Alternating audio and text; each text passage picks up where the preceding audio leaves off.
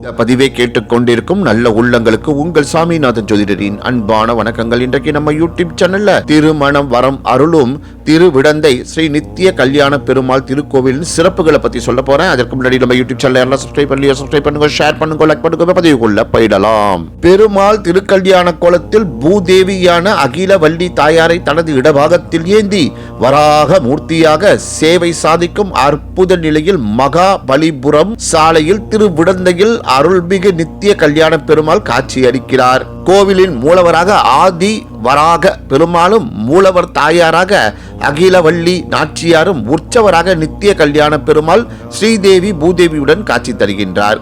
கல்யாண விமானமும் ஸ்தல விருட்சமாக புன்னை மரமும் இக்கோவில் கொண்டுள்ளது. உற்சவர் நித்திய கல்யாண பெருமாள் கோமலவல்லி தாயார் இருவருக்கும் இயற்கையிலேயே தாடையில் திருஷ்டி பொட்டு அமைந்துள்ளது. மனம் உருகி வேண்டுபவர்களின் திருஷ்டிகள் நீங்குகின்றன. தம்பதி சமேதராக 6 அடி உயரத்துடன் ஆதி வராக பெருமாள் சேவை சாதிக்கும் திருத்தலம் இது ஒன்றே. இந்த ஸ்தலத்திற்கு தனது 360 கன்னிகைகளுடன் வாழ்ந்து வந்த காலவ ரிஷியின் வேண்டுதலை ஏற்று பிரம்மச்சாரியாக வந்து தினம் ஒரு கன்னிகையாக 360 நாட்களில் அனைவரையும் திருமணம் செய்து கொண்டு கடைசி நாளன்று அனைவரையும் ஒருவராக்கி தனது இடபாகத்தில் வைத்துக் கொண்டு காட்சி தந்து உலகினருக்கு தேவி மூலமாக சரம ஸ்லோகத்தை உபதேசித்ததாக வராக புராணம் கூறுகின்றது. ஸ்ரீ வராக மூர்த்தியின் இடப்பக்கத்தில் உள்ள நாச்சியாருக்கு அகிலவல்லி நாச்சியார் என்றும் பிரதிதினம் கல்யாணம் செய்து கொண்டபடியால் பெருமாளுக்கு நித்திய கல்யாண பெருமாள் என்றும் திருநாமம் வழங்கலாயிற்று.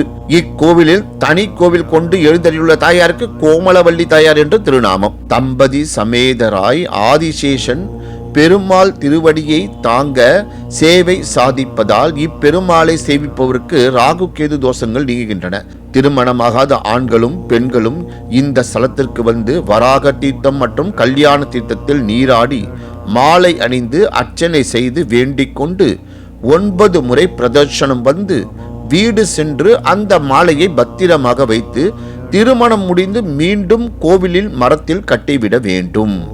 3வது மாதத்திற்குள் வெகு விரைவில் திருமணம் கூடி வருவது பெருமாளின் அதிசயமான ஒன்றாகும். நடை திறக்கும் நேரம் காலை 6 மணி முதல் மதியம் 12 மணி வரையும், பிற்பகல் 3 மணி முதல் இரவு 8 மணி வரையும் சன்னதிகள் தரிசனத்திற்காக திறந்திருக்கும். ஓம் நமோ நாராயணா. நன்றி, வணக்கம், வாழ்க வளமுடன்.